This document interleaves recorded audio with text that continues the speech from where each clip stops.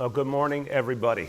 Let's take a moment today to think about people in our lives who mean so much to us because they are our elders, the folks we look up to, the folks who brought us up, the folks who got us this far.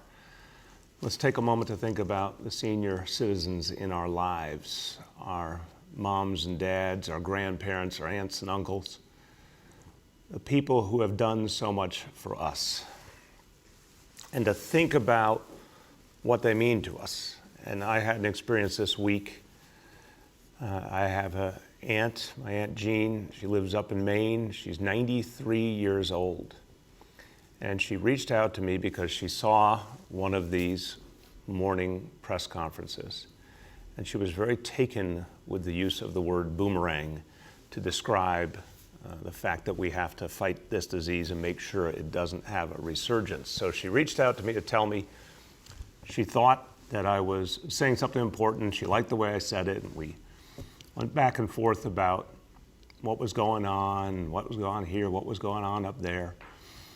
And in the conversation with her, I felt a tremendous sense of reassurance, because over the years, she's told me stories from her own life. She's 93 years old, so she went through the Depression. She has always told me stories of what her family went through, our family went through in the Depression, how they overcame it, how they survived it. She's told me stories about my dad when he was in the U.S. Army in World War II, the letters she would get when he was fighting in battles all over the Pacific, the letters that would come that would tell her that he was still alive, and what that felt like. And it gives you a sense of what we have gone through as New Yorkers, as Americans. When you talk to the older people in your life, it reminds you just how much we've had to overcome previously. It gives you, for me at least, but I think for a lot of us, a sense of sort of a grounding, a kind of a ballast, an ability to remember that no matter how tough this feels, no matter how unprecedented, those who came before us went through so much and they overcame. But it also gives me a sense of gratitude. When I talk to my aunt, I feel just such gratitude for her. I feel such a sense of inspiration that she's still here and that she still has this wonderful spirit and love of life. And I think every one of us has people like that in our life. And it's a reminder that we literally wouldn't be here without all of them, but also of what they've taught us, what they mean to us. It's a society that in many ways prizes youth so much. That's certainly true in media and entertainment and advertising. But I think it's a time when maybe we're reassessing a bit, and we're coming to remember what we owe our seniors and to appreciate them more and to look out for them more and to defend them more. So to me, this comes down to the seniors in our lives, what they have given us, what they mean to us, and what we owe to them. What we owe to them in terms of making sure they are healthy, making sure they are safe, always being there for them. Now, this crisis has clearly been so tough on the oldest New Yorkers. And it has shown us once again that we have to redouble our efforts to help those who are most vulnerable. And some of the folks who have had the toughest time are seniors who live in nursing homes. There are 169 nursing homes in New York City. And this whole crisis has made us think about what happens to folks who live in a nursing home anytime, but particularly during a crisis.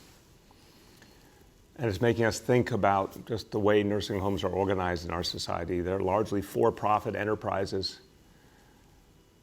And I think a lot of tough questions are being asked and should be asked about where we are now and where we want to go in the future. But I think about what it's been like in these last few months in the nursing homes of our city, what it has felt for seniors. The fear that we all feel, I'm sure, has been magnified for so many of them. The sense of isolation that all of us are feeling has been magnified for so many seniors. We all have more to do. And I know the state of New York has been working hard to address this issue, and the city has as well, but we want to keep doing more and more. So today I want to talk about a 4-part plan to address the needs of our seniors, particularly our seniors in nursing homes.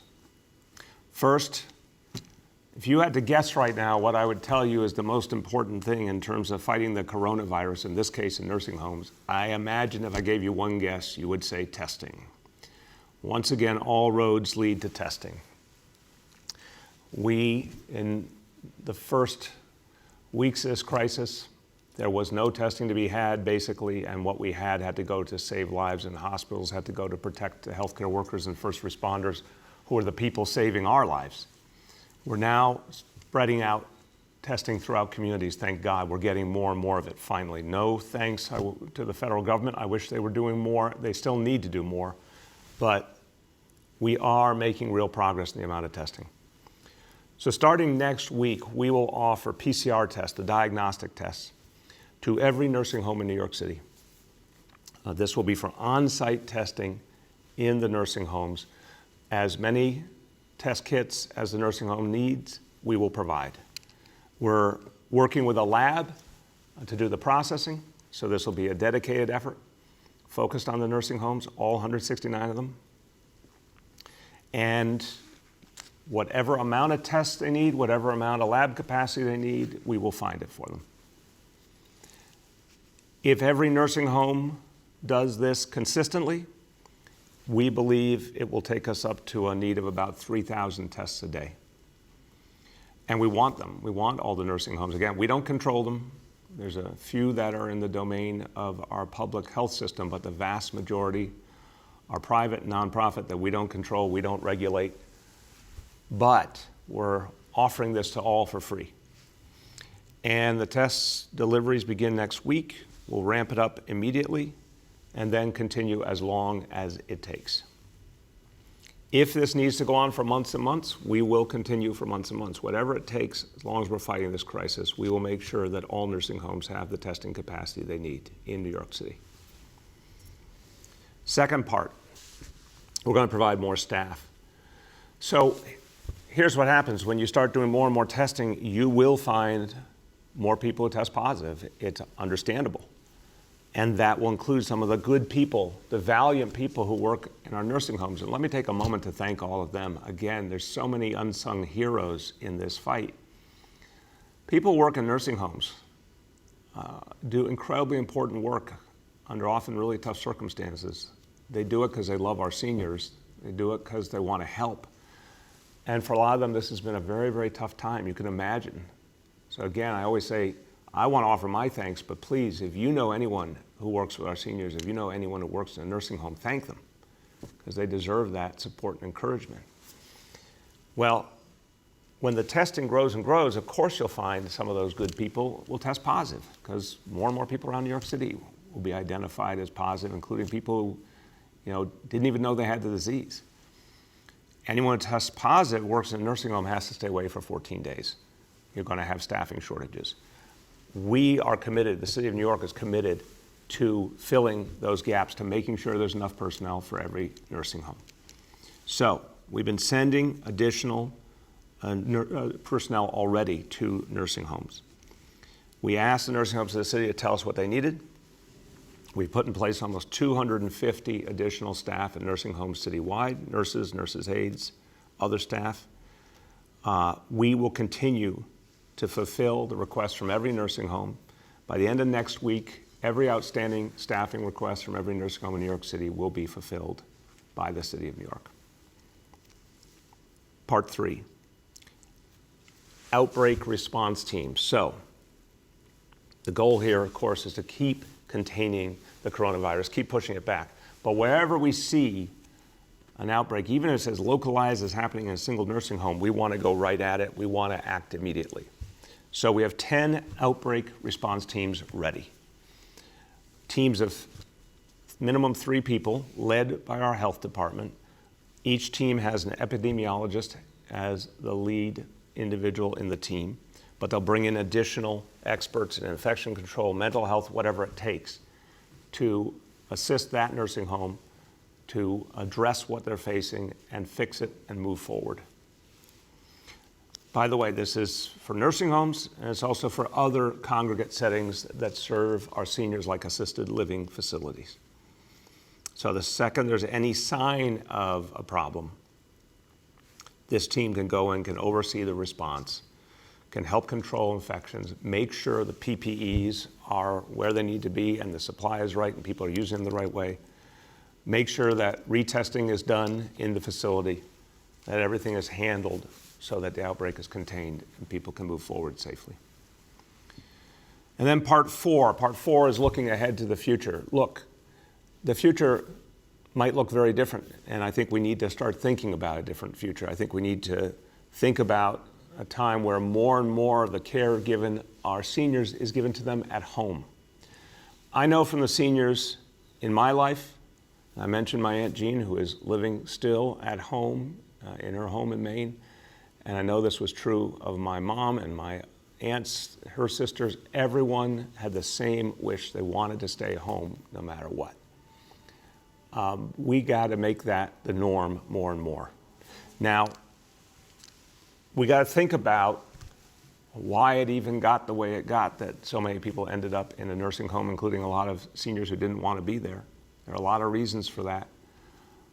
But we also have to think about the fact that we've learned in this crisis and even before that there may be a better way, not only in terms of what the senior wants and what's right for them emotionally and what their aspirations are, but literally for healthcare, for that senior and for everyone.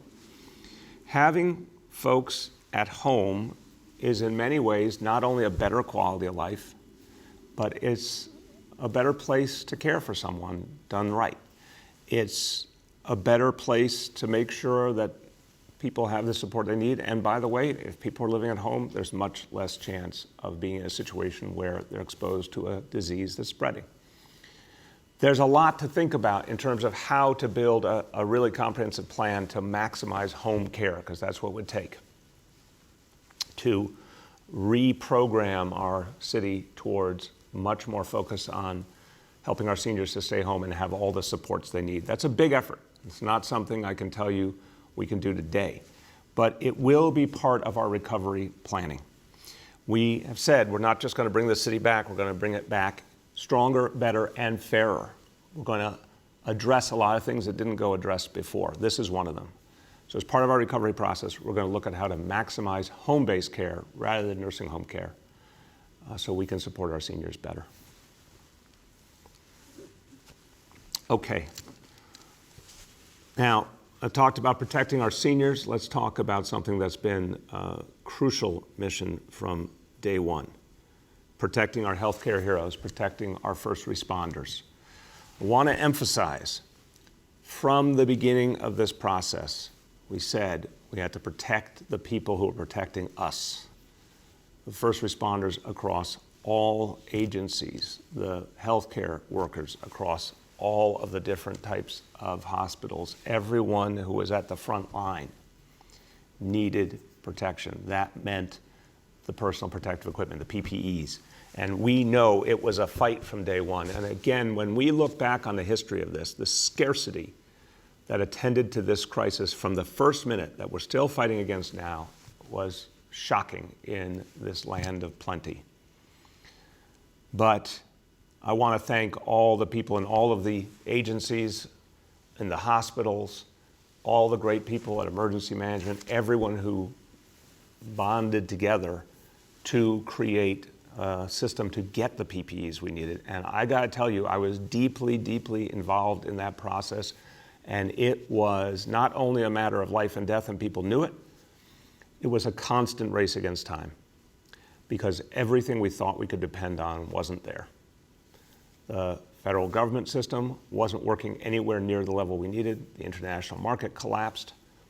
Every day, and I am talking down to, I would talk to the team and they would be pursuing individual leads with individual companies in countries all over the world, constantly trying to see, could we get a shipment one day earlier? And then, as we've talked about before, realizing we had to protect ourselves by maximizing production here in New York City. And that's a wonderful, valiant story. And all the people who are doing that work, producing PPEs here in New York City, they are heroes. And I want us to remember that and really appreciate them in the months and years ahead. But the fact is, we were up against the wall constantly, and the reason we got through was the resolve of everyone in the city government, all our partners, all those people in business who came to help us, and the ingenuity that was constantly applied to the situation. We got very close to running out, many a time. And this is on the crisis standard. This is not the ideal standard. This is the CDC crisis standard, which is sort of the fallback that you use that still protects everyone, but is the real world reality of scarcity that we had to deal with. But now I can say something I rarely got to say in the last few months. We are confident about the supply we have for the remainder of the month of May. That means the N95s, the face shields, the goggles, the gloves, the surgical gowns, the face masks, meaning the surgical masks. All of those items are now in sufficient supply to get us through the month of May to protect our first responders and our healthcare heroes. That's progress. That means all hospitals can be provided with what they need, nursing homes, as we just discussed. Another group of folks who have worked heroically, and we don't talk about it because it's such a sensitive topic, but the folks in the funeral homes, they've done important work. We can provide for them as well. The folks at the medical examiner's office who do such important work, again, often unsung heroes, and we thank them for all they do. It's not easy, it's painful often, but they do such good work. And of course, FDNY, NYPD, correction, all of the agencies that need the PPEs, we're providing for them, and any of the other key agencies that have PPE needs. So that's something I can say with some relief that we'll get through this month. We still have work to do to increase that supply for the weeks and months ahead. And then to build up that New York City Strategic Reserve. And this is crucial. I announced this weeks ago. We're never going to be caught in a situation where we have to depend on others again. So by the end of this year, we will have in place a 90-day supply, 3-month supply of critical PPEs. We will have in place 4,000 full-service ventilators that will not be the ones that are in use in hospitals, 4,000 in reserve with a maintenance program to keep them in good shape. We'll be ready no matter what is thrown at us in the future. And we'll have the ability to build right here in New York City what we need. If we ever find that the supplies we depended on are failing us, we'll be able to go into high gear in this city and cover a lot of that gap right here. Okay, now I want to bring up a new topic today. In every crisis, new issues emerge. We don't even understand yet the full magnitude of the crisis we're living through right now. As I said, greatest healthcare crisis in a century, greatest economic crisis in 80 years. Could end up being the greatest economic crisis in the history of the United States. So we're dealing with something, there's no roadmap for this, and things keep happening that we learn from, and whole new realities emerge that we have to deal with. So here's one that our healthcare leadership is now seeing and they're very worried about, and we need to act on it together. And this is something you can act on, particularly parents, grandparents, you can act on this. Right now, the issue is vaccinations, not the vaccine we hope for with the coronavirus, just the everyday vaccinations that kids get to keep them safe. The vaccination rate in this city, this is striking, the vaccination rate in this city has been falling during this crisis. And the sheer magnitude of it has become clear to us in the last few days. The reasons are obvious. Doctors' offices have been closed in so many cases. Families are staying home. We've had to focus on the most urgent needs in healthcare throughout. It makes sense that even parents, grandparents, other guardians, family members who wanted to get a child vaccinated might not have known where to turn or might have been hesitant to go out and get it done given everything else going on. So our health department looked at the citywide vaccination rates for our children, looked at the number of vaccine doses administered, and compared the period from March 23rd, when this crisis had really gone into high gear, to May 9th. So about 6 weeks. Compared that period of time this year to the same period last year, and what we found was quite shocking and troubling. The number of vaccine doses administered over that period this year versus last year, for kids in the category 2 years old or younger, there's been a 42% drop in the number of vaccinations. For kids older than 2 years old, this is shocking, a 91% drop in vaccinations. I'll give you a comparison. The same 6-week period of time, last year, 2019, almost 400,000 doses were administered in this city.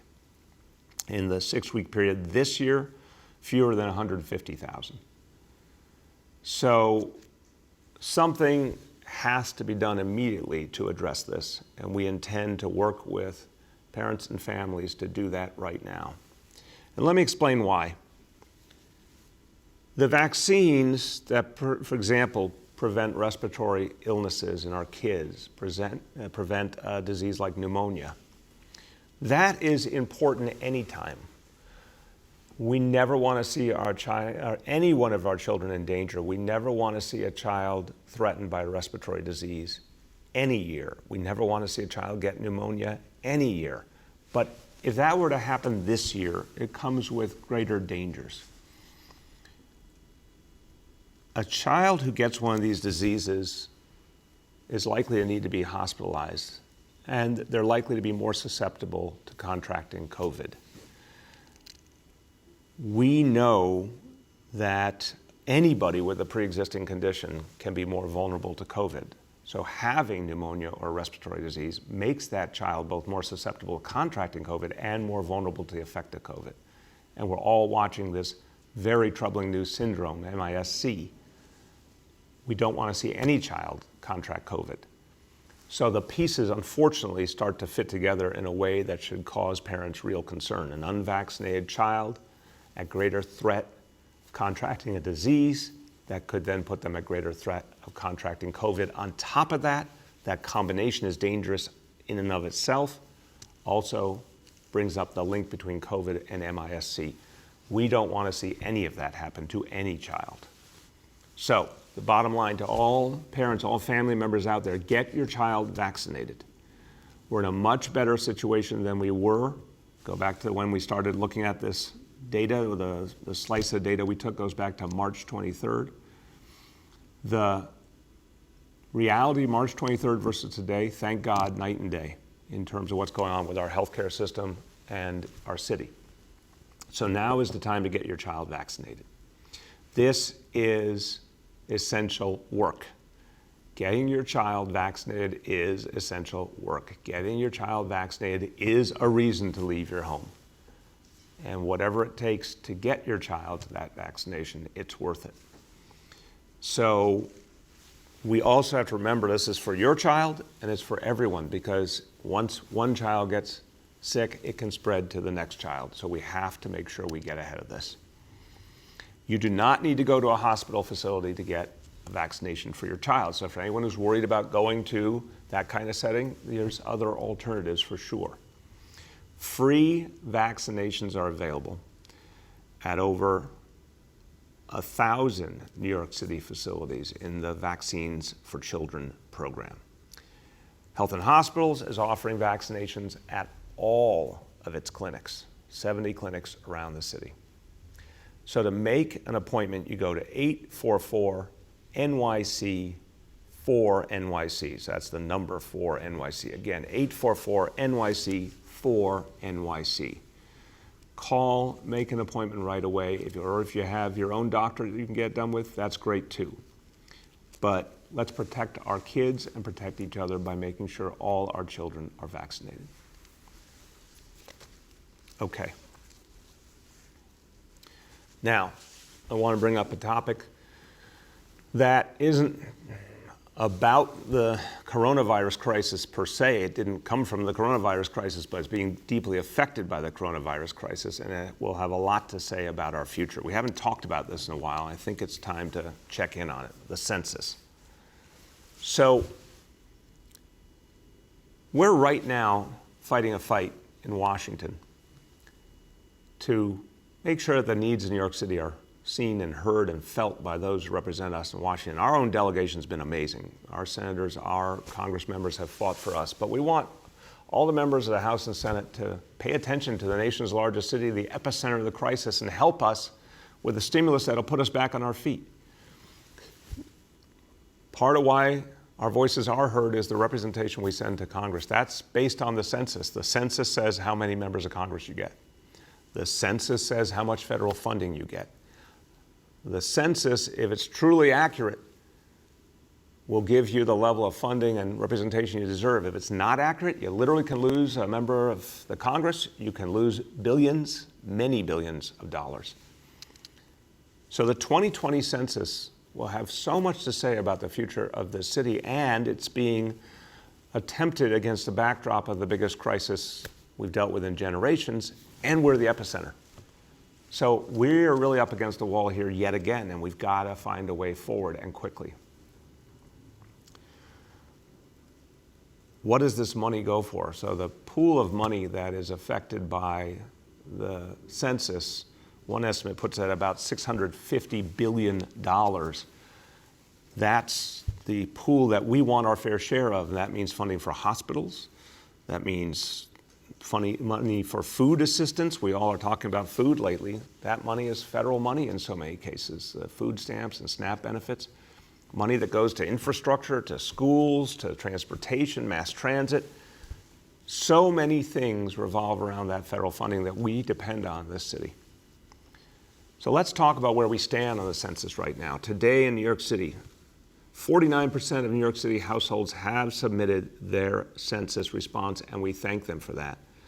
The national average right now is 59%, so we're well behind the country. We all understand, everyone's dealing with a lot right now. And so, although there is so much going on, and there has been so much good effort to get to that 49%, we all got to double down. We have to intensify our efforts. The great folks working on our census effort, they've done amazing, amazing work.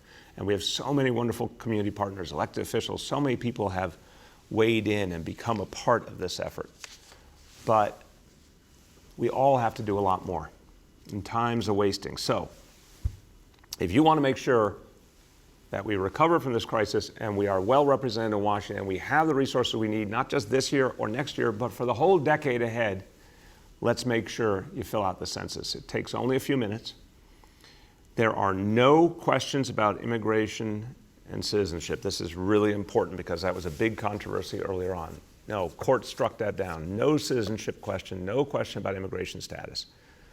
All responses are totally confidential. So if you need more information and you're ready to fill out that form, and we need you to, go to my2020census.gov, my2020census.gov. We want to get you in. We want to get everyone you know in. We need your help telling everyone that you know in your family, in your neighborhood to get this done. And let's get the help we deserve from Washington. Okay.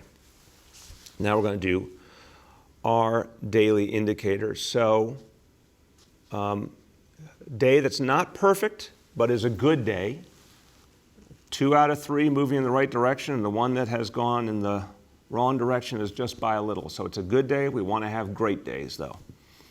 What do we have? Well, indicator 1, daily number of people admitted to hospitals for suspected COVID-19. It went up, but just by a little, from 57 to 63, and that is a much, much lower number to begin with than what we used to deal with. So not too bad, but we want to do better. The daily number of people in ICUs across our public hospitals for suspected COVID-19 is down, 492 to 483. That is wonderful. And this is the one that's most universal. The percentage of people tested positive for COVID-19 citywide down from 9% to 8%. Isn't it great to see these single digits? We've been through so much together. That is really encouraging to see, especially against the backdrop where we're doing more and more testing and getting a better and better look at what's happening to so many New Yorkers. We're now at 20,000 tests a day and growing rapidly, but the percentages are coming back better. So that's wonderful. Okay, few words in Spanish. Gracias a los neoyorquinos.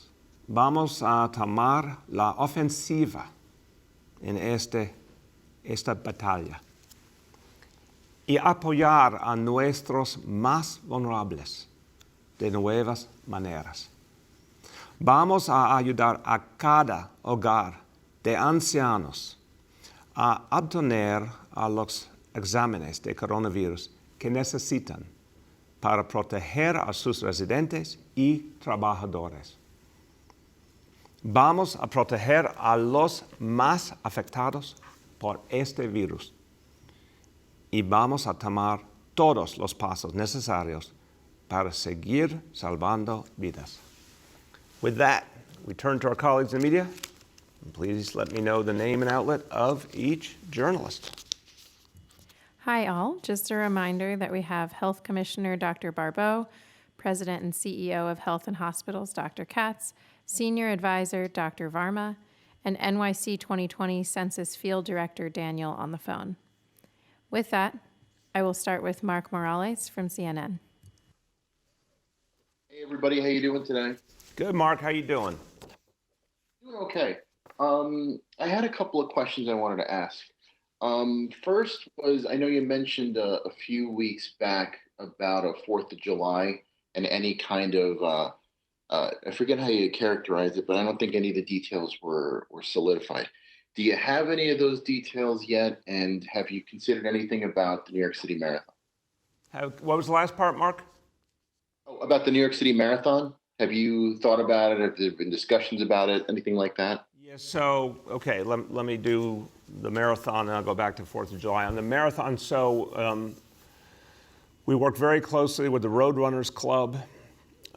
They've been amazing throughout this crisis. The folks from Roadrunners have put on these extraordinary, virtual, I think they did a virtual half marathon the other day, amazing things they've come up with. The marathon itself is obviously a ways off. So we're talking to them, but it's too early to come to any conclusions. But they are right at the table with us as we consider what to do. And I think we all know, and the state feels this, I feel this, the really big events are the last piece of the puzzle. So, we really have to think carefully about any large gathering. And I think it's fair to say it's going to be a while before we're comfortable with any large gathering. But we also, we're watching this disease daily and always going to hold out the hope that things move faster rather than slower. But the thing we're going to be most conservative about is large gatherings of people, because that's where you could have the most negative impact with the resurgence of this disease. So we'll have more to say on the marathon later. On the 4th of July, what I've said from the beginning, we're going ahead with a celebration of 4th of July. It will involve fireworks. It will involve Macy's, and that's all we know so far. It's May. We've got time. It's all going to be about safety. We're not going to let our nation's birthday, go unrecognized. But whatever we do is going to be about safety first. It may be bigger, it may be smaller, but we'll have a lot more to say when we get closer. Do not assume it will look like what we've done in the past. I've said that from the beginning. It might look very, very different. But there's plenty of time to work that out and announce it over the weeks ahead. Next, we have Katie from the Wall Street Journal. Hey, good morning, Mr. Mayor. I wanted to ask specifically about the program you just, announced earlier, shifting to home-based care for seniors in nursing homes. I'm thinking of the population in adult care facilities who maybe aren't technically senior citizens, but need that care and are in a facility like that. Perhaps because of mobility issues, they can't turn their apartment into something that's handicap accessible. So that's why they're in a place like that. Do you have any thoughts on adult care facilities, plans on shifting that away? Because they're actually, as you know, there have been a lot of deaths in those facilities as well. So just beyond the senior citizens in age, but those who need 24-hour care? Thank you, Katie. Very good question. So I'll start, and then if Dr. Katz or Dr. Varma want to jump in. So what I'd say is, I think the whole idea of decentralizing is the ideal. But as you point out, some people need a whole lot of care. And so what I think we understand from this whole crisis is if people need to be in a congregate setting, there's everything we have to do to make sure there's PPEs for the folks who work there and people need it, testing, all the basics that as we finally are getting the kind of supply we need, we should apply regularly.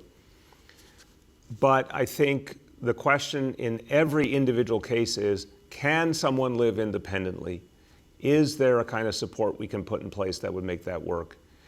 You know, if there is, I think increasingly that should be the preference in our society, more than it has been in the past. I mean, look, we've gone through waves over generations now of people being put into institutional settings who in the past would have stayed at home with their families. Now, that's all about changes in our society. Once upon a time, you know, the extended family all stayed in one place, and there weren't these kind of facilities. And the tendency to have more and more people go into an institutional setting, some of that has been, you know, very, very merited, obviously, because of people's needs, and there was no other way to properly serve them. But I think more and more we're asking the question, at least with seniors, and again, maybe some folks in the adult care facilities, but I'm going to leave it to the doctors to speak to that.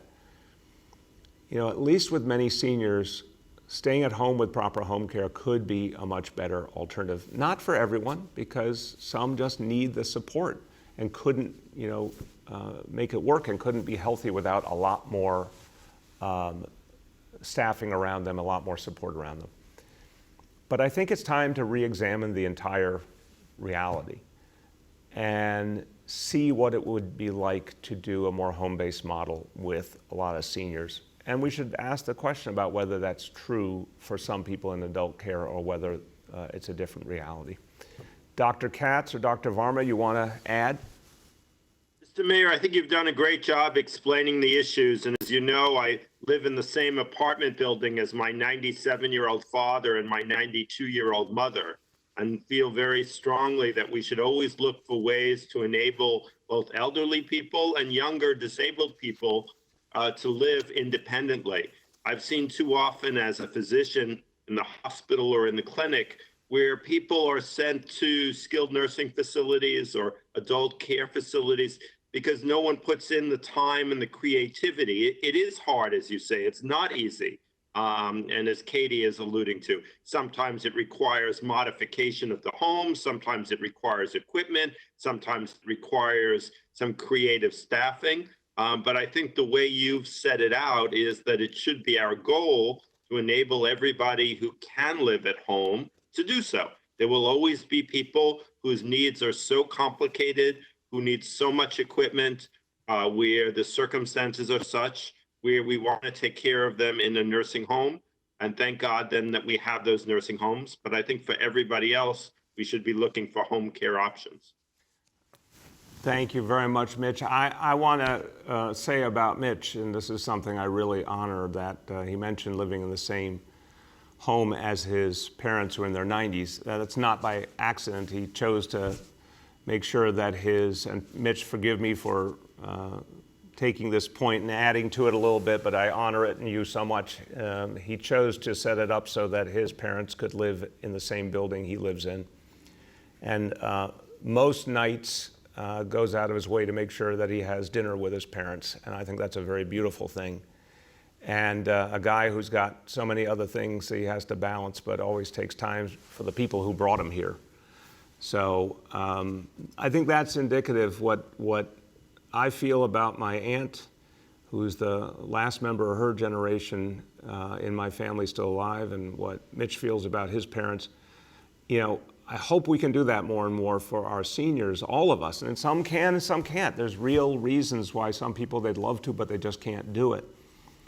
But if families aren't in a position to have that closeness and that connection, you know, how can we set up a more compassionate structure that allows seniors to stay in their home and give them more support. I think that's what the future should be about. And again, as part of our recovery, we're really going to look for what it would take to build that reality to help our seniors, what it would take to do something different in this city. Next, we have Deborah Lee from Manhattan Times and Bronx Free Press. Hey, good morning, everyone.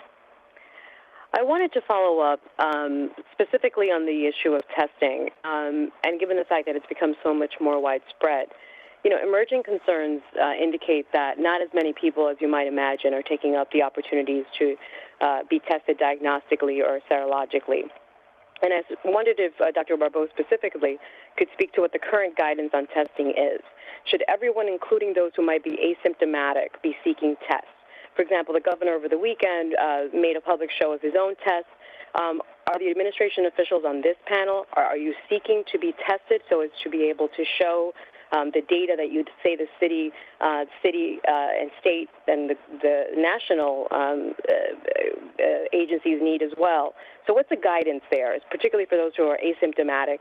And then we've talked about this some weeks past, but I wondered if you could revisit what interest, if any, the city has in the kind of certificates or identity cards that would indicate what people's test levels showed, what is exactly that became of that.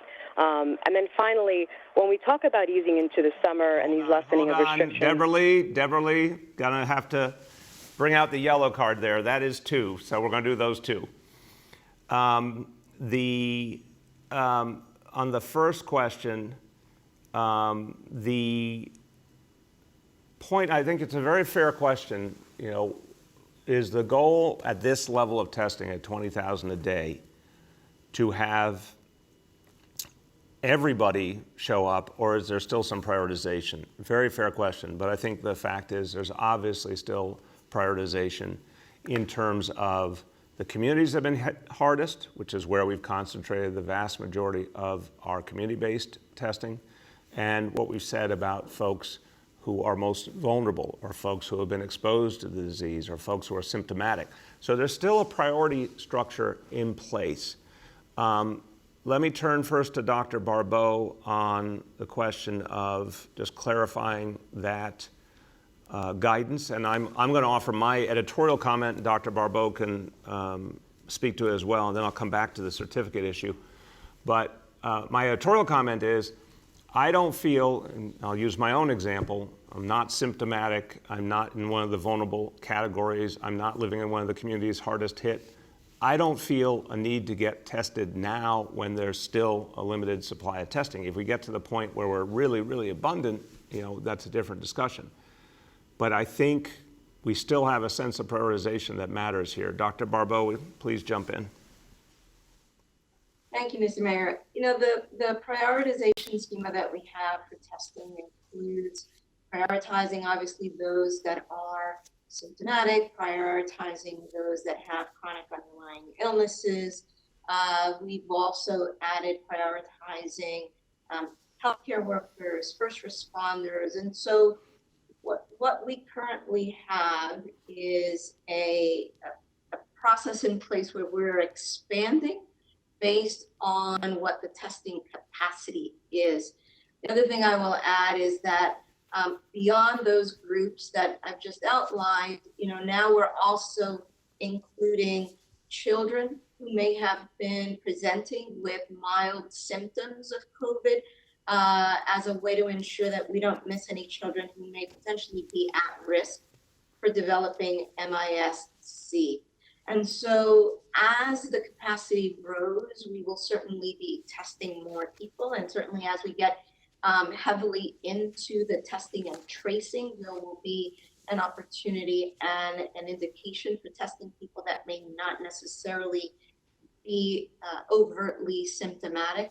So I think the main message is remains the same, meaning that if you are in these priority groups, you're symptomatic, you've been exposed to someone who's symptomatic, that we want you to get tested, and especially adding currently children who may be symptomatic.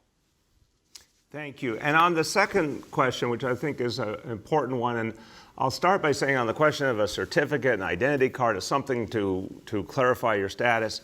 We aren't there yet for sure. I'm going to turn to Dr. Varma in a second because he has been looking at this question all over the world and would like his comment. But my comment would be, there is a ring of truth to the notion that not only do people want to know their own situation, but that it's going to be important for the connection between people and the organizations they work for to know what's going on.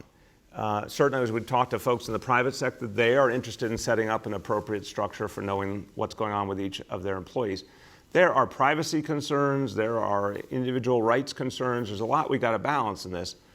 But from a societal point of view, we understand that people want to know if they're going, for example, if everyone's going back to school or if people are coming back to a workplace, what are the smart precautions that are being taken?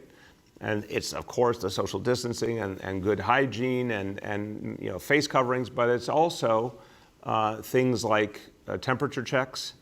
And if someone, for example, has gotten tested and they've done the antibody test, and even though it's imperfect, shows that they tested positive, they've been exposed, they overcame it, that's important. If someone's had a recent coronavirus diagnostic test and it's a negative, that's important. So I like the idea of something that allows people to be able to validate and verify their status.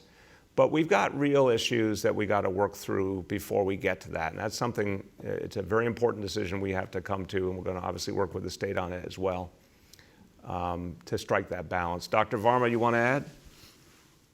Great. No, thank you very much. This is a very complex topic that has scientific questions, legal questions, and ethical questions.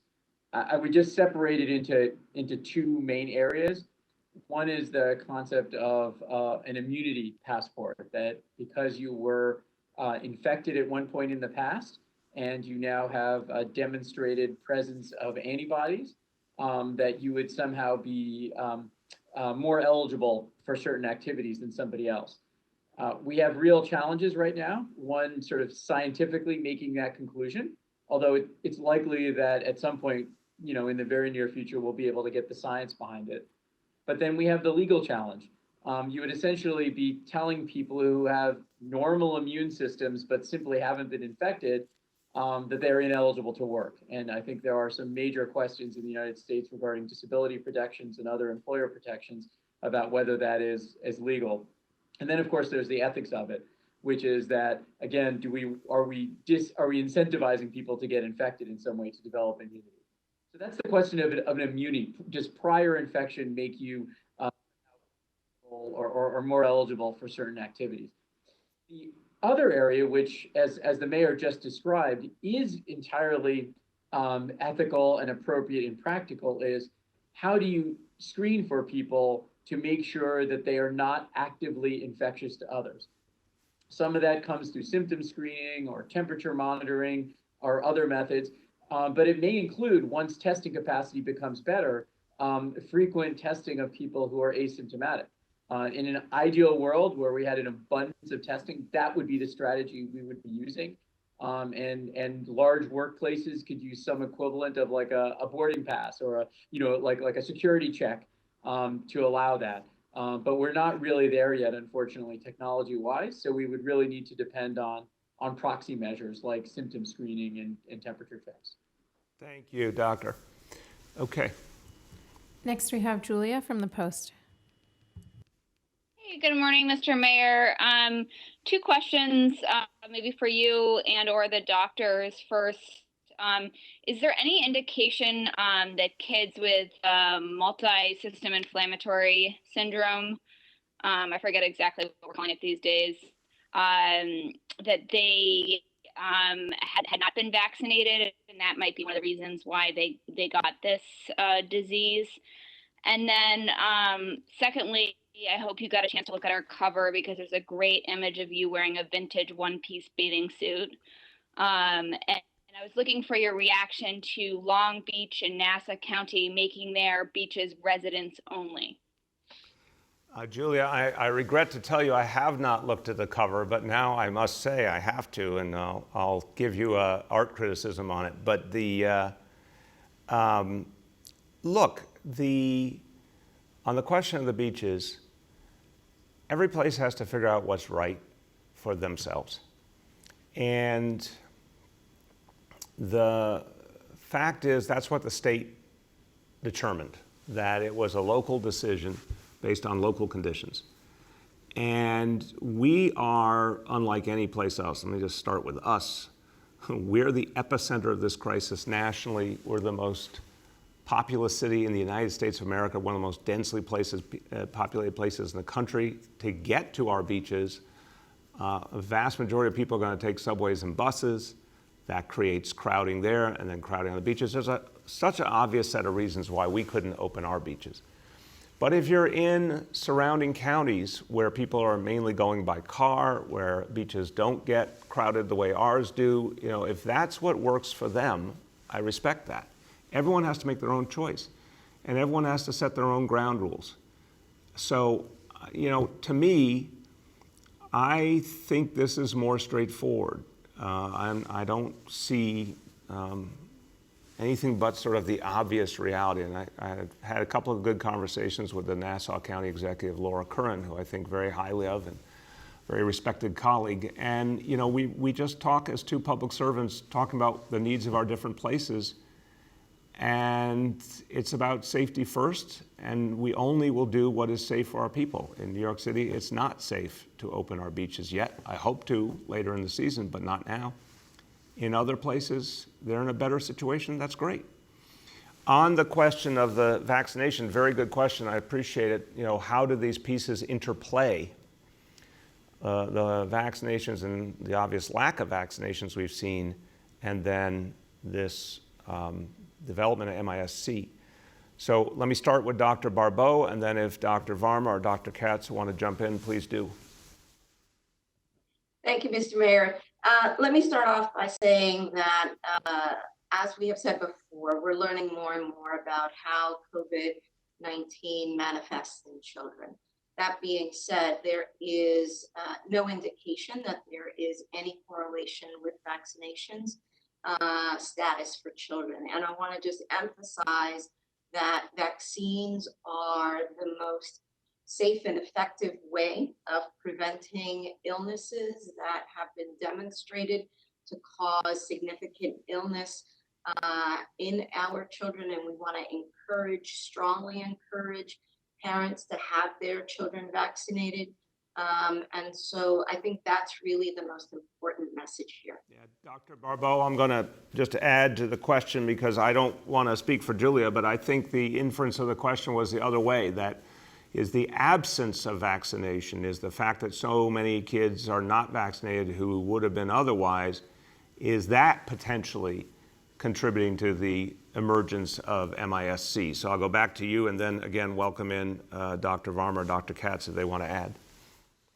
Yeah, there's no indication that there's any even remote connection. So, I want to make sure that the message comes across loud and clear that having or not having vaccinations hasn't been in any way, shape, or form correlated to this illness. This illness, from what we know right now, develops from a previous exposure to COVID-19, and then most of the children that we have seen develop symptoms anywhere from 3 to 4 weeks afterwards. Dr. Varma, Dr. Katz, you want to add? Nothing for me. I think Dr. Barbeau did a good job. All right. Go ahead. Next, we have Rich from WCBS 880. Mr. Mayor, just a quick question about schools. People I know in the education business all are very skeptical about reopening schools in September, just talking about transportation, talking about the spacing that you need between children in a school. Do you think it's unrealistic to think that you can reopen the schools, or is that really the only thing you can hope for at this point? Oh, it's a very fair question, Rich, and I'm eyes wide open on this. I was a school board member, for God's sakes, when we had school boards, the old approach in District 15 in Brooklyn. And, I worked very intimately with many different types of schools, and obviously my kids went to New York City public schools. This is a big, big part of my life and my history. So when I think about what it takes to reopen schools, I am not thinking abstractly. I'm thinking very humanly, very, grassroots. Yeah, it takes a lot to bring it together. And it's going to be a decision based on safety first and health first, unquestionably. But we gotta, I just gotta get people to pay attention to the calendar a little bit more. It's May 20th. We're talking about opening up schools in the second week of September. We don't know what the world's going to look like then. We have to have a plan A. Plan A is reopen the schools.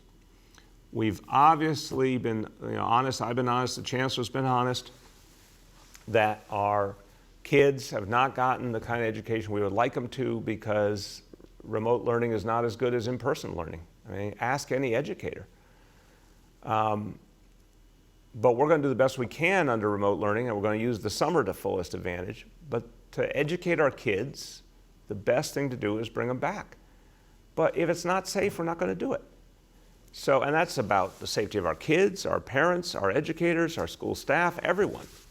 So the things we talked about earlier, the way we would do testing on a much bigger scale, the way we would document testing the appropriate way, temperature checks, there's all sorts of methodologies that will allow us to bring anything back. And so we are planning on the goal of bringing back school fully. But, I will just say to you and all your colleagues, if you want to ask me the question in May, if you want to ask me the question in June, you can keep asking, but I'm going to keep saying to you, it's too early to tell because we don't know what's happening with this disease and our ability to test and trace. That's all growing rapidly. So if we can, we will. If we can't, Rich, we can do all sorts of things. We can stagger schedules. We can do one day in person, the next day online. We could do all online if we have to for a more prolonged period of time. But I sure have not met an educator who's telling me that online is achieving the same thing as kids in classrooms. So we'll balance it, but it'll always be about safety first. Next, we have Marcia from CBS. Mr. Mayor, how are you doing? Good, Marcia. How about you? I have two questions relating to the nursing home thing. First of all, the idea of having people taking care of at home is intriguing. I'm wondering who would pay for it. Would it involve city, state, federal funds? Would you have to rethink the way Medicaid and Medicare fund things? And my second question has to do with the whole nursing home issue. And do you think that there should be a separate investigation of how the state handled nursing homes and the deaths in nursing homes? Marcia, I think we're all in this together. I think the fact is we're in an absolutely unprecedented reality, and this pandemic went from 0 to 60 and hit so hard, and everyone was united, city and state. We were totally united that we had to save lives and that we had to keep our hospitals from being overwhelmed. The singular focus we all had was on what was going to save the most lives, and that's what we did for weeks and weeks and weeks. And as finally things have gotten better, we've all been focused on increasing testing. We've all been focused on increasing the supply of PPEs, all the things that would protect people. So the focus needs to be on protecting lives now, saving lives now, and fighting back this disease. That's what the focus should be on. And on the question of where do we go in the future on home care, on nursing homes, you're raising the crucial question. But I think the moment in history, Marcia, calls for us to rethink the whole equation. I've watched this for years and wondered, why is it this way? Does it have to be this way? And I have to be honest with you that a lot of me wondered, our society has changed so much. And again, people used to be closer together, families used to stay closer together, extended families all under one roof, all sorts of things that honestly I think there's a lot to be said for. And now families live all over the metro area, all over the country, and then nursing homes became a bigger and bigger thing. And I don't think it's a great model. I just don't. I think it is necessary for some people. I get it. But if we could create a more compassionate model in a transformative moment in our history, Lord knows, Marcia, if ever there was a transformative moment, we are living it. We are living the Great Depression that our parents and grandparents lived through. You know, we're living the World War II that our greatest generation went through. This is as transformative a moment in history as we will ever see. So we better do things differently. And the model for providing care to our seniors is just not good enough. So who pays? Look, I would put this in the same rubric as universal health care, Marcia. We need to come out of this and have a country that devotes itself to universal health care and have a country that devotes itself to our seniors living at home as long as they possibly can. And that should be federal support first, and of course the state has a role to play, but I certainly don't rule out the city playing a role if that's what's going to get the job done. But imagine what a better society it would be if seniors had the ability to stay at home longer. Imagine how much better their lives would be. And that's what I want to see us strive for. Next, we have Jillian from WBAI Radio. Hi, Mr. Mayor. Good morning. How you doing, Jillian? Hello. How you Thank doing? you. I'm well. Thank you. Hope you're well. My first question is that we recently did a segment in depth on nursing homes, and the takeaways from it were that the pandemic really exposed widespread problems that already existed in nursing homes. And the other was that there's a giant lack of enforcement and oversight, which is state, DOH. So what can the city do? And my second question is, last week it was reported that the Rent Guidelines Board was going to be possibly reviving the vacancy bonus, and not just for vacant units, but also on occupied units. So I wanted to know what your Jillian, perspective on that was. I lost a few of your words. You said the Rent Guidelines Board and Sorry. then Yeah. say it again. They had revived the vacancy bonus. And it's not just on vacant units, it's also for occupied units. So I wanted to know, since you appointed all the members of the RGB, what's your thought on that? Okay, Jillian, first of all, on that one, I need to get an update on that. I had not heard that, and I want to always be honest. If I haven't heard something, especially in the midst of this crisis, that's not shocking, but I will get you an answer, and we'll get you an answer today. But I do not believe they've taken any final action on anything yet, because they're still, as I understand it, in their hearing process, et cetera. But let's get you that answer today. I certainly am concerned about that and want to figure that out. On the nursing homes, look, Jillian, I appreciate the question, and since it's WBAI, which is a station I have a lot of respect for and appreciate the role you've played in history, I think you will especially appreciate that the answer gets to the root of things. I think one of the big problems here is this is an example of something being done by the private sector that maybe shouldn't be done by the private sector.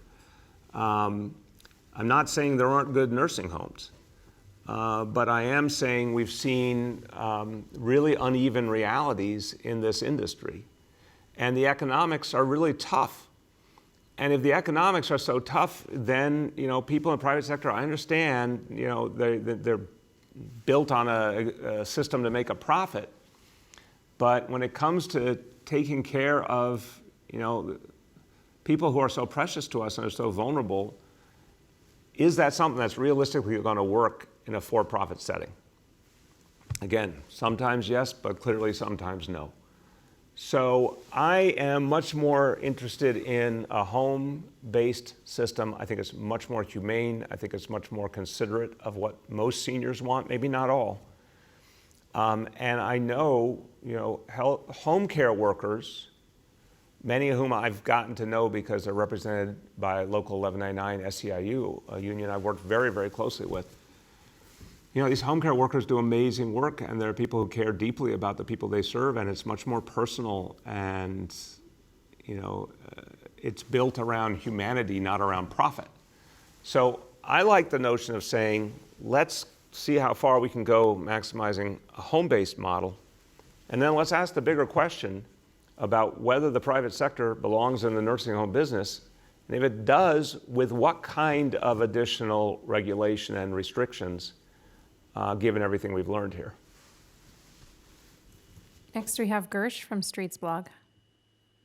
Hello, Mr. Mayor. How are you? I'm good, Gersh. How you doing? Gersh, I have to say, you'll appreciate this. I'm missing softball, Gersh. I know you are too.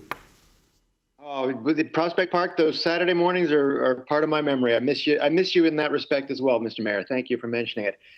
I do want to say, actually, on the topic of open space, you know, you've got 20 miles of the proposed 100 miles of open space, and they're already being called a success by residents, you know, who like the idea of being able to get clean air and having their kids play in the street without having to worry about being run over by drivers, which as a parent, you can appreciate as a constant source of anxiety for us.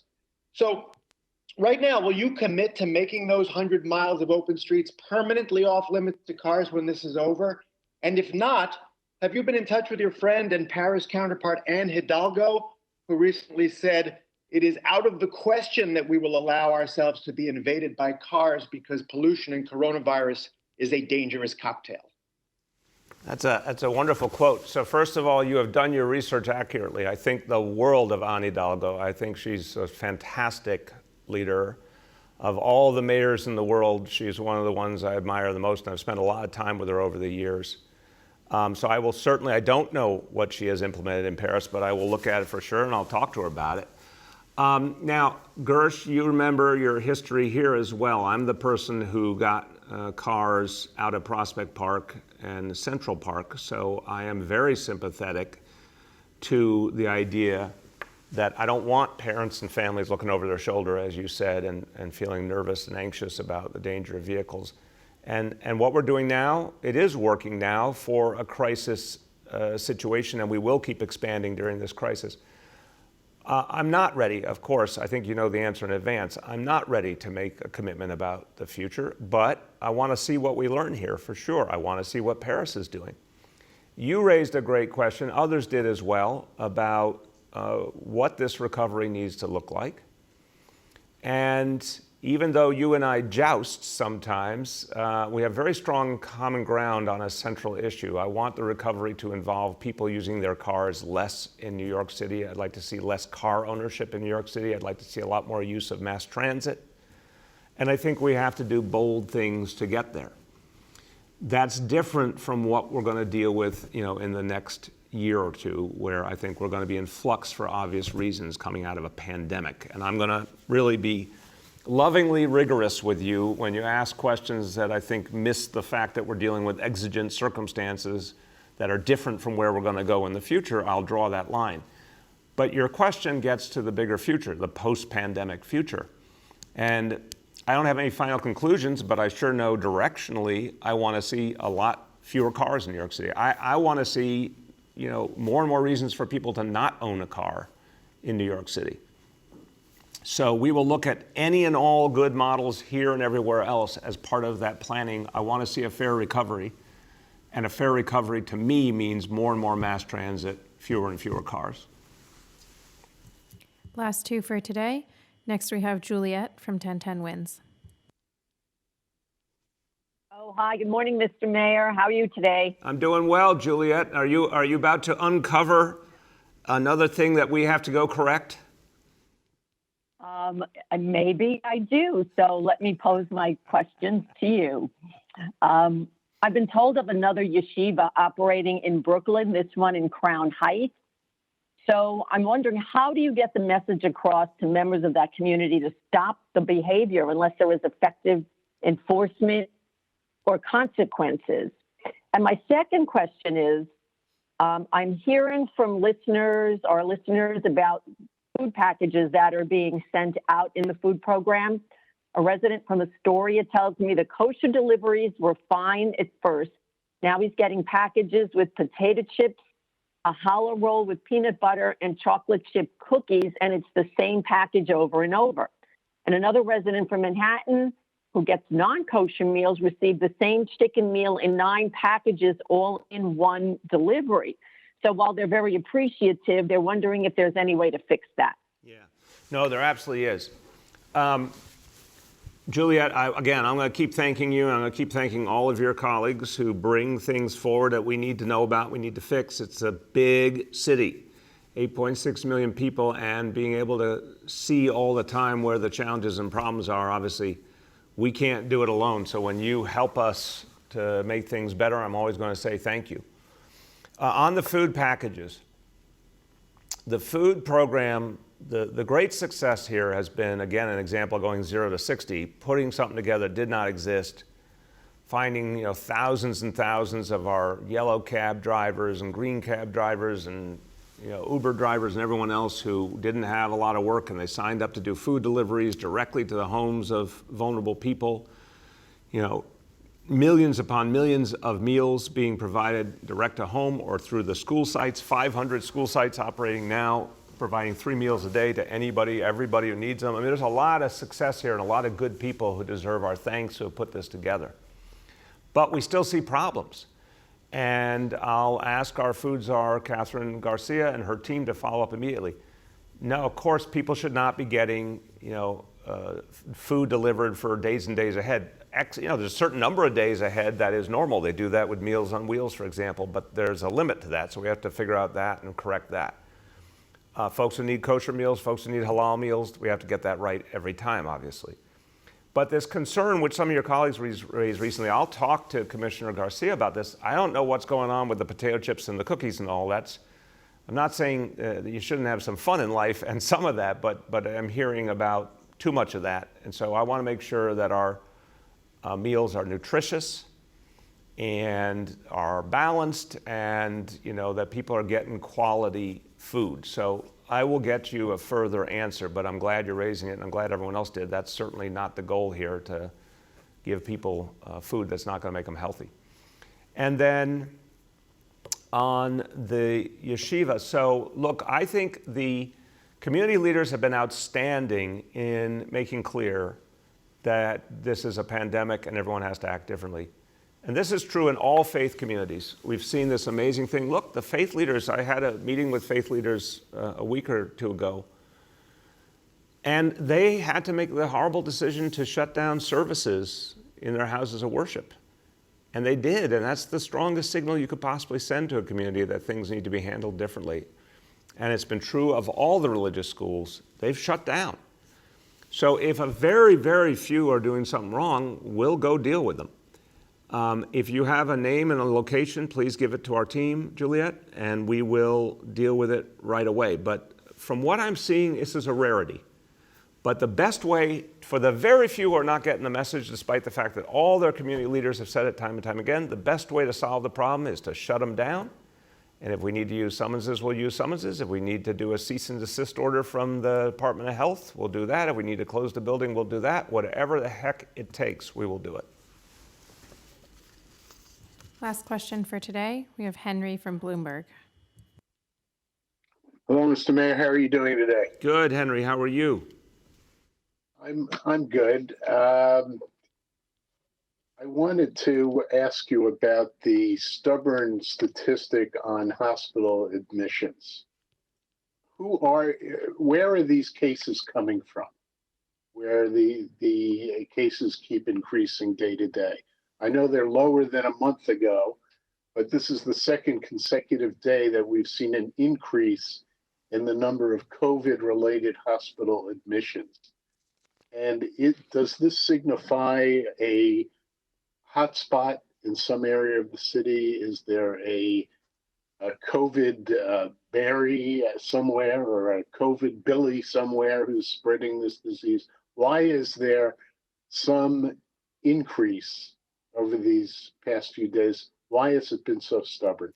Yeah, I'll turn to the doctors to see if anyone wants to weigh in, but I'm going to be the layman here and say I'm not sure I would put this in the category of stubborn at all, Henry, and it's a very fair question, but I want to honestly say the decrease has been unbelievable. The fact that we're talking about numbers in the 50s and 60s now compared to where we were just weeks ago is extraordinary to me.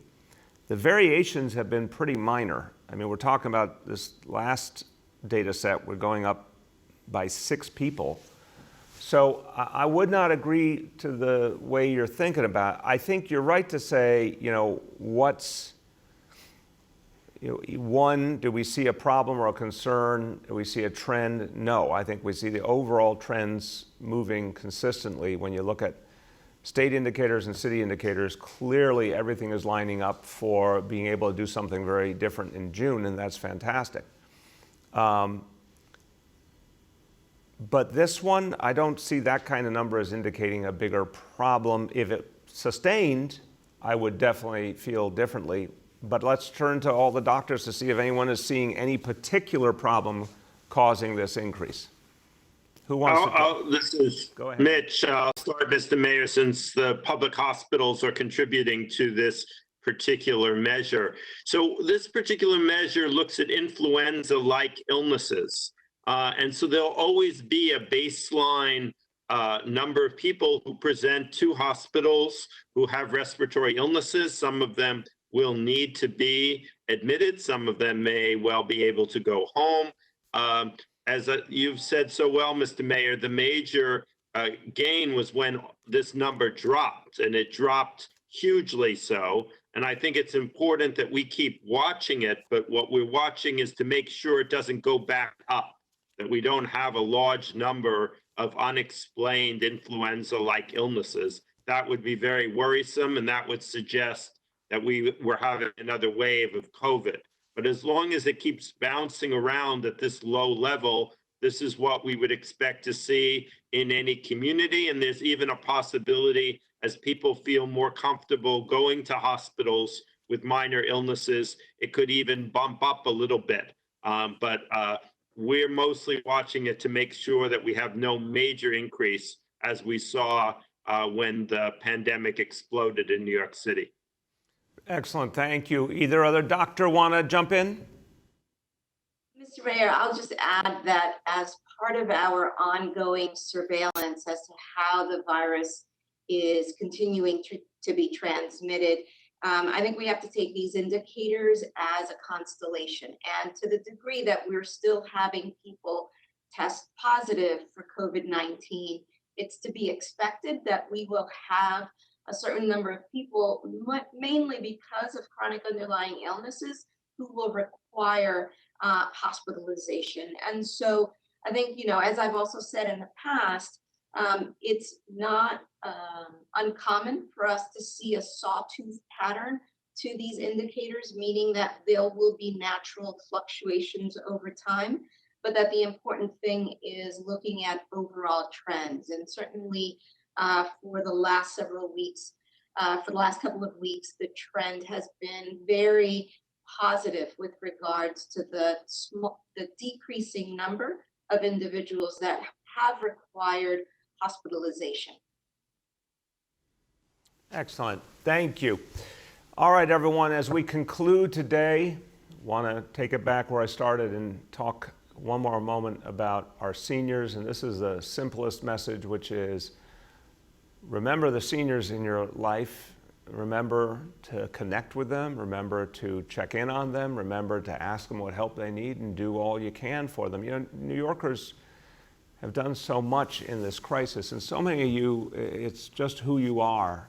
Not only to watch out for your own family, but maybe it's a senior who lives on your block. Maybe it's a senior in your building, someone you know that from a house of worship, wherever it may be.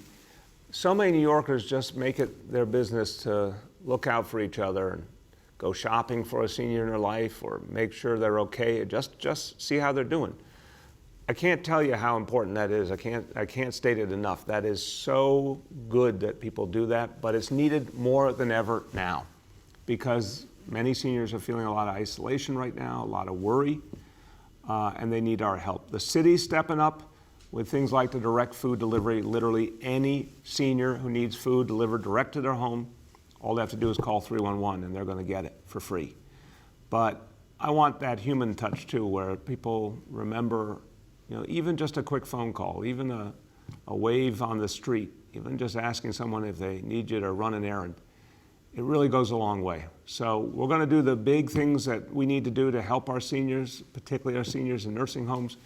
But I want to ask everyone just be there in any way you can for the seniors in your life, in your neighborhood, and it really, really makes a difference. Thank you, everybody.